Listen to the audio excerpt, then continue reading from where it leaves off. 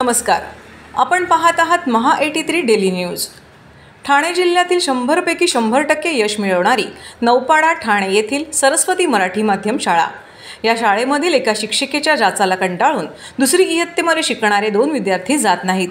तब्बल 20 दिवस हे 2 विद्यार्थी या शिक्षिकेच्या जाचाला कंटाळून व घाबरून शाळेत जात नाहीत। या विद्यार्थ्यांचे पालक सचिन शांताराम घाणेकर व दत्ता शिगवण यांनी शालेय प्रशासनाकडे या शिक्षिकेची तक्रार केली आहे। या पालकांचे व समाजसेवक संगम डोंगरे यांनी या शिक्षिकेबद्दल व शाळेबद्दल आपली प्रतिक्रिया अशा प्रकारे दिली। आज आम्ही सरस्वती शाळेत आलेलो आहे आणि आम्ही ते दाते सर त्यांना भेटलो। तसंच ते प्रिन्सिपल मॅडम जे आहेत, काय नाव, सावर्डेकर त्यांना भेटलो। त्यानंतर आम्ही शिक्षण अधिकारी जे आहेत साळवे सर, आम्ही त्यांना जाऊन भेटलो। आणि एक शिक्षिका आहे राजे मॅडम म्हणून आहे, ती वारंवार पंकजा राजे मॅडम ती मुलांना शाळेत येऊन मारते आणि म्हणजे अपशब्द वापरते, त्यामुळे मुलं शाळेत जात नाही। आज ही जी पालक जे आहेत यांचा मुलगा जो आहे साधारण 15 दिवस गेला नाही आहे, यांची मुलगी आहे ही 15-20 दिवस शाळेत जात नाही। ह्या शाळेतल्या मॅडमची भीती निर्माण झालेली आहे। मुलांना सांगितलं त्याला शाळेत जा, तर मुलं शाळेत जायला मागत नाही आहे। सकाळी उठल्यानंतर पालक त्या मुलाला उठवत चला शाळेत जायला, मुलं शाळेत जायला मागत नाही। म्हणजे थोडक्यात त्या राजे मॅडमनी मुलांमध्ये एक दहशत निर्माण केलेली आहे। आणि दहशतीचा हे प्रकार साधारण 25 तारखेला झाल्यानंतर यांनी या पालकांनी त्यांना रिक्स तक्रार केली, 29 रिक्स तक्रार केली। मध्ये पाऊस असल्यामुळे 2-3 दिवस सुट्ट्या असल्यामुळे यांनी ह्या संदर्भातली ती तक्रार शाळेला केल्यानंतर शाळेने ह्या संदर्भातली चौकशी करायला पाहिजे की नाही, किंवा मुलं आज गेले 15 शाळा येत नाही आहे, काय येत नाही, कारण का? आणि ह्यांनी जी तक्रार तर ऑलरेडी दिलीच आहे, ही तक्रार शाळेत होती ना ऑलरेडी। मग शाळेचं कर्तव्य आहे, ही जे संस्थापक आहे जे दिघे साहेब म्हणून त्यांचं कर्तव्य नाही का की एखादा पाल्य किंवा एखादा मुलगा एक विद्यार्थी आहे तर शाळेत येत नाही आहे तर चौकशी करायला पाहिजे। इव्हन मी काय म्हणतो, ते मुख्याध्यापिका जे सावर्डेकर मॅडम आहे त्यांचंही कर्तव्य आहे ना, किंवा एखादा मुलगा शाळेत काय येत नाही आहे, काय प्रॉब्लेम काय? पाल्यासोबत घटना अशी घडलेली की हा माझा पाल्य आहे शौर्य घाणेकर, याला त्या मॅडमनी त्याला गणित वहीमध्ये काही लिहून दिलं नाही, पोरांची वारंवार पानं फाडणं केलेलं, त्याचे पाठपुरावे आम्ही संस्थापकांकडे आणि मुख्याध्यापिकांकडे विथ झेरॉक्स हे प्रूफ मांडून दिलेले आहे। 24 तारखेला आम्ही त्यांची तोंडी तक्रार केली, त्यांनी तोंडी तक्रारीला नाकारता लेखी तक्रार मागितली, पण पावसाच्या कारणामुळे शाळा 2 ते 3 दिवस बंद असल्यामुळे आम्ही 29 तारखेला ही लेखी तक्रार संस्थापक आणि मुख्याध्यापिकांकडे दिली। ह्याच्यावर त्यांनी 2 दिवसाचं मुदत मागितली होती, पण 2 दिवसाचे 3 दिवस झाले असून अद्यापही त्यांच्याकडून कुठलीही आम्हाला रिटर्न उत्तर आलेलं नव्हतं। त्या संदर्भात आज आम्ही याचं उत्तर घेण्यासाठी त्यांच्याशी वाचना करण्यासाठी शाळेमध्ये आलो। त्यामध्ये संस्थापकांनी आम्हाला जे काही दिले ते सकारात्मक उत्तरं नव्हती। त्यांनी आम्हाला हे बोलले गेले की त्यांच्याकडून ही उत्तरं आली गेली की तुम्ही काय करायचं ते करा, मीडियाला सांगा, पोलीस केस करा किंवा कुठल्याही पॉलिटिक दबाव आणा। आम्ही आजपर्यंत शांत होतो शाळेच्या अस्मितेच्या कारणामुळे, शाळेची अस्मिता चव्हाट्यावर येऊ नये। पण जर माझ्या मुलाला, माझा पोरगा जर 10 दिवस झाले शाळेत नाही, त्याच्या शाळेच्या शिक्षणाची नुकसान भरपाई करणार कोण? आणि जर शिक्षण बोलतात जर संस्थापक बांधलेले आहेत तर ते संस्थापकांचं जर हातात काय नाही तर मग नक्की आम्ही प्रश्न विचारायचे कोणाला? बरोबर। आणि हे प्रश्न ज्यावेळी आम्ही त्यांना केले तर त्यांनी उडवाउडवीची उत्तरं देऊन त्यांनी तिथून निघून गेले।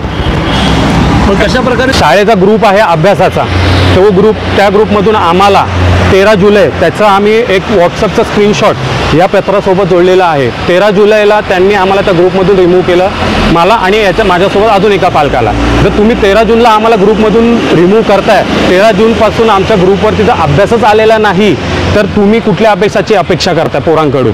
आम्ही हेच कारण। आणि 23 तारखेला त्यांनी आम्हाला 9:15 वाजता फोन केला पंकजा राजेबाईंनी, तुमचा पाल्य अभ्यास करत नाही, वही आणत नाही, आणि त्याच्या वया आम्ही स्वतःहून चेक केल्या तर त्याच्या 1.5 महिन्यातल्या 1 वयांचा सेट पूर्ण संपलेला आहे।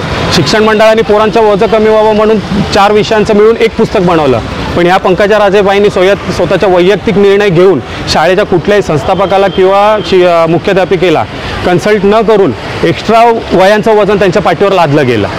तर आपली काय मागणी आहे आणि पुढची भूमिका काय असेल? संस्थापकांकडे आम्ही याची मागणी निवारण करण्यासाठी गेलो. संस्थापकांनी प्रत्येक वेळी जसं मागच्या वेळची प्रकरणं दाबून एकच निर्णय दिला की तुकडी बदलून देतो.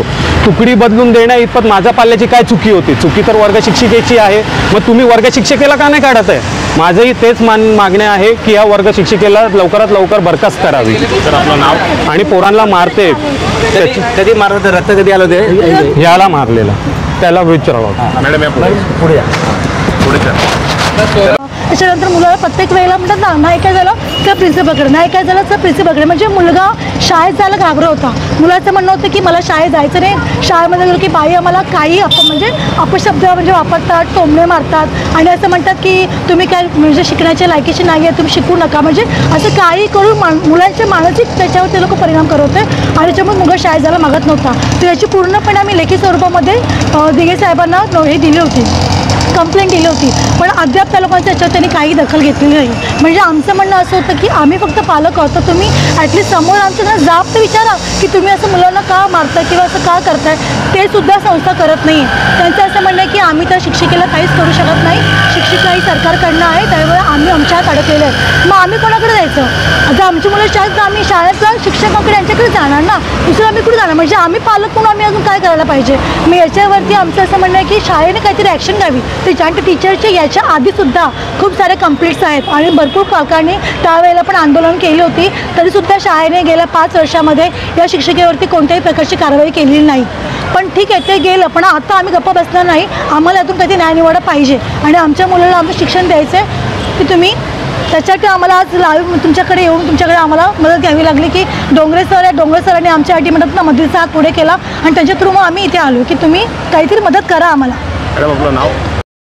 शालेय व्यवस्थापकांनी या शिक्षिकेच्या विरोधात शालेय प्रशासनाने योग्य ती कारवाई करण्याचे पत्र शासनाला दिल्याची कबुली दिली आहे. प्राथमिक विद्यालयाच्या एक शिक्षिका आहेत, त्यांच्यावर त्या पालकांचा आरोप आहे की त्या बरोबर वागत नाहीत. यासंबंधी शाळा प्रशासनाने निर्णय घेतलेला आहे की आपण या विरोधामध्ये किंवा त्या शिक्षिकेच्या संबंधी जो काय अहवाल आहे तो तयार करून सरकार दरबारी पाठवायचा आणि सरकार दरबारी जो निर्णय होईल, कायदेशीर प्रक्रिया पूर्ण होऊन त्याप्रमाणे तो निर्णय घ्यायचा, एवढंच आहे.